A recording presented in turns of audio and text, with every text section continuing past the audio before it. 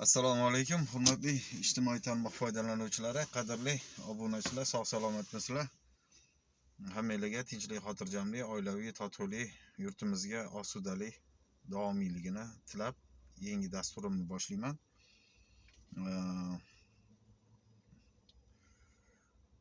O'sha yana temamiz, bizani ko'tarayotgan bitta temamiz bor. Nasl nasabdan so'kish yoki uni tarixiga haloldan yoki haromdan bo'lganligiga guvohlik berish yoki onasiga peshlash shu kabi zoti munavvarlarning fatvolarini, ya'ni qo'shtirnoq ichidagi fatvolari biza hozircha o'rganib turibmiz. Bitta masalaga yopishib deyotganlar bor, e'tiroz bildirayotganlar. Endi hammani yoqadigan narsasini, hamma kutgan mavzuni gapira olmaymiz. Shu masalani o'zi hali ancha o'rganiladigan masala bo'lishi mumkin. Chunki shunchaki gapirib o'tib ketiladigan gap emas-da bu. Birovni zoti, nasl, nasabi yoki onasi bilan peshlash, nasab bilan so'kish, sen zinodan bo'lgansan, haromdan bo'lgansan, haromi degan so'zlar yoki yana haqoratlar, uni ko'rinishiga, tashqi ko'rinishiga yoki boshqalariga umuman haqorat ma'nosida ifoda qilinayotgan so'zlarni qanchalik buni madaniyatga to'g'ri kelish kelmasligini biza o'rganyapmiz hozir. Biza qo'pol qilib aytganda tadqiqot o'tkazyapmiz. Balandparvoz eshitilar, lekin bu tadqiqot. Haqiqatda tadqiqot. Kimnidir nasl nasabidan so'kish qaysi madaniyatda bor? Kimnidir haromi deyish yoki yana boshqa so'zlar bilan haqorat qilish va uni ma'naviy tus berish unga. Qaysi madaniyatda bor? Xudoni inkor qiluvchilar madaniyatida bormi? Hatto bu xudoni inkor qiluvchilar madaniyatida bormi degan savolni qo'yamiz. Bilmayman, ularda bor yo'qligini, lekin qani shu bo'yicha bir izlanish qilaylik-chi, mana bizani ijobiy ma'noda kuzatib, bizaga xayrixohlik bildirayotgan yurtdoshlar qani birovni nasl nasabidan so'kishni madaniylashtirish qanchalik to'g'ri? Odam jahli chiqqanda, g'azab otiga minganda so'kib qo'yishi mumkin, lekin uni madaniyatdan bu yuborish qanchalik to'g'ri? Bu xatarli ish emasmi? Ertaga bu qanchalik rezonans berar ekan kelajakda? 20 yildan keyin hamma bir-birini onasidan so'kib ajra olaman deb yursa endi. Hamma bir-birini zotidan peshlab so'kib, buni endi bilasizlarmi? Eng odamning nozik to'shkasi uni nasl nasabi yoki g'ururini eng markazi bu nasabi va hokazo ota onasi chest masalasi. Aynan shu yerga zarba berishlik bilan odam quyushqondan chiqadi. Quyushqondan chiqib nojo'ya xatti-harakatlar qilib qo'yadi. Ko'p bo'lgan bu narsa, hali ham bo'ladi. Hali ham bo'ladi. Birovni quyushqondan chiqarishi eng pastkash ko'rinishi, uslubi bu.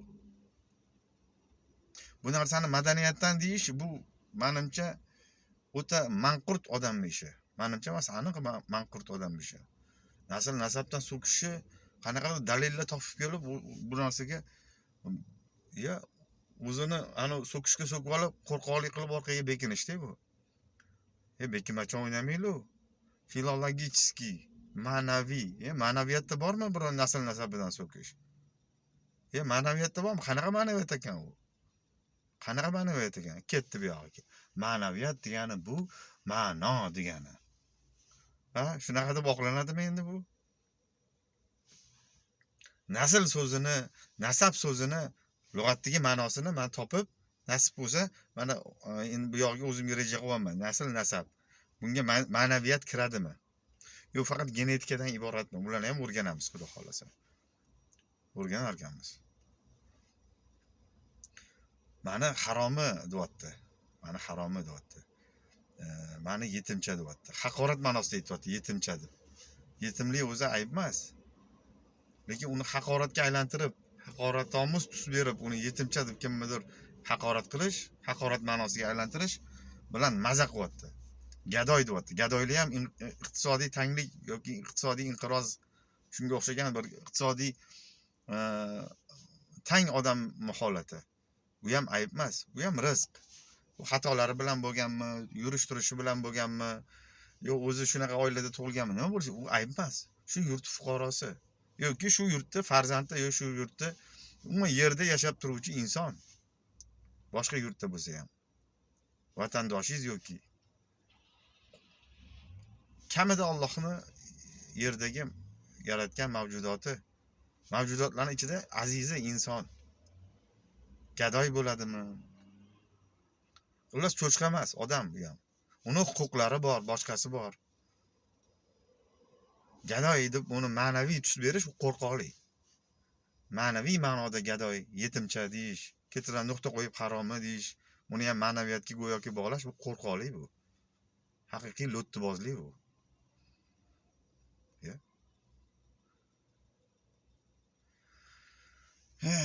Siz halol deyotgan narsa bizlar uchun haromga o'xshayapti go'yoki.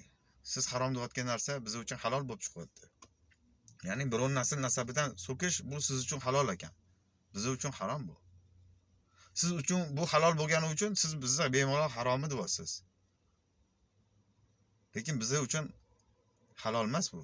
Agar qo'qqisdan jahl ustida sizni kimnidir so'kib qo'ysak ham, sizni so'ksak ham bu halol ish qildik demaymiz. Quyushqondan chiqsak ham, chiqarsangiz ham, so'kib qo'ysak ham, boshqa qilsak ham biz buni halol ish demaymiz. Aybimiz bo'ladi bu bizani. Bizani kamchiligimiz bo'ladi bu. Unga ma'naviy tus bermaymiz. Bu ma'naviyatdan demaymiz. Bu madaniyatdan, etika, estetikadan demaymiz. Bunaqa latta emasmiz biz. Alhamdulillahi robbil alamin latta emasmiz. Sizni vaqtinchalik qo'yib qo'yishgan, janobim. Vaqtinchalik qo'yib qo'yishgan deganda o'z holingizga qo'yishgan. Nima? Buni hikmati bilasizmi nima? Siz erkalanib ketdingiz-ku hozir. O'zingizni ham tanimay qoldingiz. Tarixingizni oldin kim bo'lganingizni eslolmay qoldingiz-ku. Oldingi chiqishlaringiz, videolaringizni eslang. Tashqi ko'rinishlaringiz. Bunda eslang, bunda eski videolaringizga bitta kiring.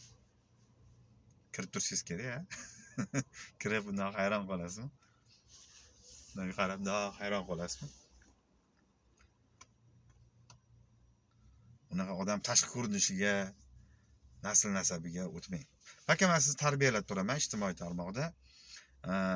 Tajovuzkorona xatti-harakatlar qilmang, unaqa orqadan ig'vo yoki fisq fasod, josuslik, keyin g'irromlik qilib, birovniga tuhmat qilib, bir narsalar qilib, har xil toifalarga aloqador ham devorishingizdan mumkin-da, siz shundan qo'rqadi odam. Shunaqalar qilmay turing. Vaqtincha erkakcha o'ynab turing men bilan. Biz atakansa erkakcha o'ynab ketamiz. Lekin siz vaqtincha erkakcha o'ynab turing. Hatto 15-20 kun erkakcha o'ynab turing biz bilan. Mana o'ynaymiz. O'yinimiz qanaqa bizani? Men siz bilan sizni haqorat qilmasdan gaplashaman. Siz dakansa haqorat qilasiz. Sizga ruxsat mayli. Sizga men ruxsat bermayman. Siz o'zingizga ruxsat bergansiz.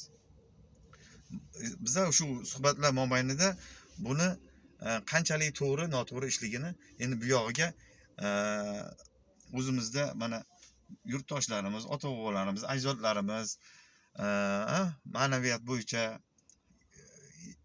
ilm egalari bor, huquq bo'yicha ilm egalari bor, din bo'yicha o'zimizda ilm egalari bor, nashriyotda qancha kitoblarimiz bor, allomai zamonlar bor, haqiqiy ma'noda. O'shalarni yozgan kitoblari yoki ma'naviyatshunoslarni nimasidan biza endi sizga bu nasl nasab bilan so'kish yoki umuman odamni haqorat qilish qaysi so'z bilan bo'lsa ham, bu ma'naviy deydimi, demaydimi, qaysi so'z bilan bo'lsa ham haqorat ma'nosida ifoda qilish buni qanchalik bu madaniyatga to'g'ri keladi, kelmaydi. Faqat siz o'zingizni fosh qilib bo'ldingiz, endi biz sizni fosh qilamiz. Bu narsa qanchalik endi biz sizni qolgan temalaringizga, ateistlar bilan, har xil toifalar bilan bahslaringiz, munozaralaringizga tushunmaymiz ham, aloqamiz ham yo'q. To'g'risi biza faqat meni dasturim sizni именно shuni narsani madaniylashtirib tashlayapsiz. 20 yildan keyin, 15-20 yildan keyin kelajak avlod bir-birini so'kib yurishi, bir-birini so'kib chestiga, haqiqiy ma'noda chestiga zarba berib, katta janjallar, urushlar, to'polonlar keyin anu agressiv janjalkash xalq qilib qo'yishingiz qoluvdi endi xalqqa kelajak avlodda. Ha? Shunaqa qilib qo'yishingiz qoluvdi. Bu chest masalasi. Eng markaziy nuqta nasl nasab. O'sha yerdan so'kdimi bo'ldi, odam quyushqondan chiqadi. Bir-birini quyushqondan chiqaradigan agressiv anu zombiga aylantirmoqchisiz odamlarni. Nima qilmoqchisiz? 15-20 yildan keyin nima bo'ladi? Hamma bir-birini onasidan so'kib qo'yib ham halol bo'lib o'tirib ajr oldik deb ketaveradimi bir-biriga qarab? Bir-birini onasidan so'kayotganiga rozi bo'lib ketayotganlar ertaga nasl nasabidan so'kayotganiga rozi bo'lib ketayotganlarni ertaga oilasida qanaqa holat bo'lar ekan? Bu narsani sekin-sekin quloqqa o'rnashtirib tashladingiz.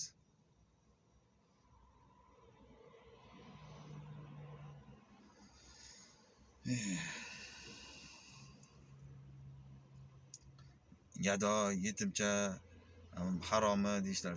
Lekin men o'zimga olmayman, chunki men bu narsani sizdagi holatni to'g'ri tushuna olmayman. Misol uchun har odamlar uchraydi hayotda. Jinni bor, sog' bor, o'ta ketgan murakkab jinnilar bor. O'ta ketgan bir narsani tushunmaydigan narkoman odamlar ham bo'ladi, misol uchun qayta olmaydi, chiqqisi keladi, shu narsadan chiqa olmaydiganlari bor. O'ta kirishib ketganlari bor. To'g'ri yo'lga yurg'iza olmaysiz. Bundoq qil, bundoq qil desangiz ham to'g'ri yo'lga kirmaydi, yurmaydi. Ha? Biza qanchalik befoyda bo'lsa, unday gapirishi. Sizga bu narsani to'g'riligini gapirib, yana ijobiy javob kutmaymiz sizdan. Sizni ham murakkab bir inson deb bilamiz. Murakkab bir inson deb bilamiz, xolos. Mayli, endi vaqt ko'rsatadi hammasini, lekin g'irrom qilmay turing, pakka g'irrom qilmay turing, erkakcha o'ynab turing. Biza mana kommentariyada menga ijobiy fikr bildirayotgan, meni ijobiy qo'llab-quvvatlayotganlarga sizlarga ham iltimos do'stlar, nasl nasabdan so'kish, umuman kimnidir haqorat qilish yoki gunohi uchun, qilgan aybi uchun yoki hali isbotlanmagan aybi uchun ham nasl nasabidan yoki so'kish, onasiga peshlash, bu qaysi madaniyatda bor dalillar biz mana shu yerda to'playmiz endi. Mana shu yerda bekorchi gaplar kerak emas. Mana shu yerda faqat asosli gaplarni yozishni boshlaymiz. Birovni sha'niga haqorat qilmasdan. Bizga muxolif bo'layotgan nasl nasabdan so'kish mumkin deb shunaqa miyasi ozuqalanganlar, ular ham sizlar ham dalil topinglar. Dalillarni to'plab olib kelinglar. Jang qilmaymiz, urushmaymiz. Haqiqiy ma'noda madaniy suhbat quramiz. Kerak bo'lsa chatlar tashkil qilamiz. Urushmasdan spokойный dalillashamiz. Zoti munavvarlarga ko'pchilik diniy temada bir tuhmatga baloga uchrab qolmay, qamalib ketmaydi deb ko'pchilik gapirmaydi-da. O'zi ko'pchilikning ichida ko'p gapi bor. Tuhmatchi bo'lish ehtimoli bor deb biladiganlar bor, 50-50. Yo tuhmatchi, yo tuhmatchi emas. Men uni tushunmasam kerak bu odamni deb zoti munavvarlarini shunaqa hisoblaydiganlar bor. Yoki umuman tuhmatchi deb hisoblaydiganlar bor. Yoki umuman biza bu zoti munavvarlarni hech kim tushunmaydi. Faqat biz tushunamiz deydiganlar bor. Men o'shalarning qaysi biriga kiraman, bilasizlarmi? Men umuman tuhmat qilmaydi ham demayman, tuhmat qiladi ham demayman. U vaziyatga qarab o'ynaydigan odam ekan bu odam. To'g'ri, uni tanish bilishlari, uncha-muncha faoliyati davomida yig'gan nimalari bor, karyeralari bor. Lekin vaqtincha erkakcha o'ynab tursin, Xudoyim taolodan shuni so'rardim. Ilohi omin. Vaqtincha bo'lsa ham erkak bo'lib o'ynab tursin biz bilan. Keyin yog'iga o'zi bo'ladi. Bizani vechniy shu oxirigacha erkak bo'lib qolishimiz Alloh nasib qilsin. Allohu akbar. Salomat bo'lasizlar. O'yin boshlandi demak, landi o'yin boshlandi. Birovni nasl nasabidan so'kish, uni qomati, qaddi qomati, ko'rinishi yoki bilan shunga o'xshagan narsalar bilan so'kish, haqorat ma'nosidagi so'zlarni ifoda qilish, yetimcha, gadoy va hokazo shunga o'xshagan. Buni filologiyaga o'rganamiz. Keyin yana nima? Aybi isbotlanib yoki isbotlanmagan, kimdir hali bir ish qilmagani qanchalik aniq yoki noma'lum bo'lib turgan holatda tashxislar qo'yish. Tashxisni kim qo'yadi? Qanaqa uslubda qo'yadi? Buni madaniyati qanaqa bo'ladi? Kimlar qo'yadi? Ha?